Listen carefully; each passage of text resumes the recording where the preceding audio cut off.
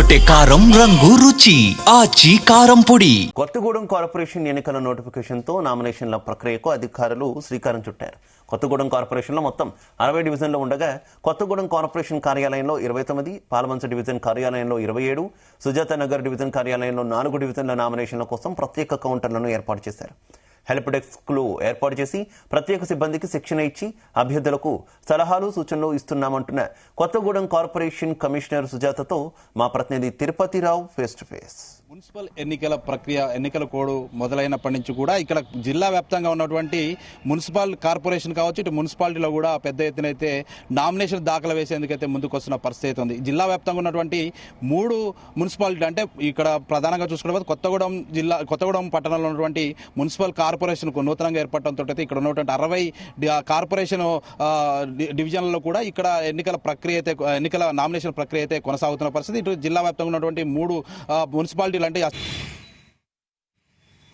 Municipal ఎన్నికల ప్రక్రియ మొదలైంది. ఎన్నికల కోడ్ ప్రకటించడంతో అయితే నిన్నటి నుంచి కూడా ఈ యొక్క భద్రాద్రి కొత్తగూడెం జిల్లా వ్యాప్తంగా ఉన్నటువంటి మున్సిపల్ కార్పొరేషన్ నూతనంగా ఏర్పడినటువంటి మున్సిపల్ కార్పొరేషన్లు అయితే నామినేషన్ దాఖలవుతున్న పరిస్థితి ఉంది. నిన్న ఒక రోజే దాదాపు జిల్లా వ్యాప్తంగా ఉన్నటువంటి 3 మున్సిపాలిటీలో కూడా 7 నామినేషన్లు ప్రక్రియ అయితే కొనసాగిన పరిస్థితి.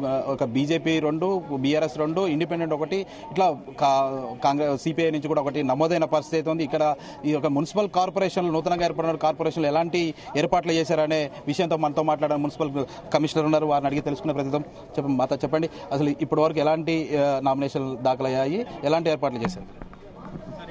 కొత్తగూడెం మున్సిపల్ కార్పొరేషన్కి సంబంధించి 60 డివిజన్లకి సంబంధించిన నామినేషన్ ప్రక్రియ అనేది 3 లొకేషన్స్లో స్టార్ట్ చేశాము. పాల్వంచ 27 డివిజన్కి సంబంధించి పాల్వంచ డివిజన్ ఆఫీస్లో తీసుకోవడం జరుగుతుంది. అదేవిధంగా సుజాత్ నగర్ 4 డివిజన్కి సంబంధించి సుజాత్ నగర్ డివిజన్ ఆఫీస్లో నామినేషన్స్ తీసుకోవడం జరుగుతుంది. అదేవిధంగా కొత్తగూడెంలో 29 డివిజన్కి సంబంధించి కొత్తగూడెం మున్సిపల్ ఆఫీస్లో ఏర్పాటు చేయడం జరిగింది.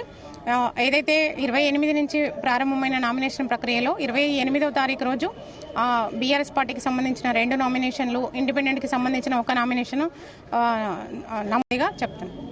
ప్రధానంగా ఎక్కువ ఈ యొక్క నూతనంగా ఏర్పడిన మున్సిపల్ కార్పొరేషన్లో అభ్యర్థులు అంటే ఇండిపెండెంట్ అభ్యర్థులు ఎక్కువగా మొగ్గు చూపుతున్న పరిస్థితి అయితే ఉంది. వారికి ఎటువంటి అవగాహన లేకపోవడంతో వారికి రిజెక్ట్ అయ్యే అవకాశం ఉంది కదా, వాళ్ళకి ఎలాంటి సూచనలు ఇస్తున్నారు? ఇండిపెండెంట్ అభ్యర్థుల వరకు వాళ్ళకి ఇప్పటి వరకు ఉన్న అపోహ ఏంటంటే 10 మంది ప్రపోజర్స్ కావాలి అని చెప్పేసి చాలా మంది అడుగుతున్నారు. మనకి ఇండిపెండెంట్ అభ్యర్థి అయినా కానీ ఒక ప్రపోజర్ ఉండాలి, వాళ్ళు ఫ్యామిలీ మెంబర్ అవ్వకుండా ఉంటే సరిపోతుంది. అదేవిధంగా వాళ్ళు సొంతంగా సింబల్స్ అనేది మనకి 77 సింబల్స్ స్టేట్ ఎలక్షన్ కమిషన్ ఇచ్చారు. ఆ సింబల్స్లో నుంచి ఏవైనా సింబల్స్ని చూస్ చేసుకొని ఇచ్చినప్పుడు ఆ అలాట్మెంట్ అప్పుడు వాళ్ళకి సింబల్ అలాట్మెంట్ అనేది ఫైనల్ లిస్ట్ ఆఫ్ క్యాండిడేట్స్ అప్పుడు చూపించడం జరుగుతుంది. మొత్తంగా చూసుకున్న 60 డివిజన్లో కూడా ఈ యొక్క హెల్ప్ డెస్క్లు ఏర్పాటు చేశాం. ప్రతి చోట కూడా ఎటువంటి అవాంఛనీయ సంఘటనలు జరగకుండా కూడా అభ్యర్థులకి ప్రతి ఒక్క సూచనలు కూడా ఇస్తున్నాం. నూతనంగా అభ్యర్థులు ఎవరైతే ఇండిపెండెంట్ చేసేటువంటి అభ్యర్థులకు కూడా సలహాలు సూచనలు ఇస్తున్నాం. వారికి కావాల్సినటువంటి గుర్తింపు ప్రభుత్వం నుంచి కూడా కొన్ని గుర్తులు ఇవ్వడం జరిగింది. వారికి కూడా ఈ యొక్క గుర్తులు కేటాయిస్తామంటూ కూడా మున్సిపల్ కమిషనర్ తెలుపుతున్న పరిస్థితి. ఇది కూడా తాజా పరిస్థితి. Camera person Srinivasarao, Tirupatirao, GT news, Bhadradri Kothagudem జిల్లా నుంచి. తెరకొట్టే కారం రంగు రుచి ఆచి కారం పొడి.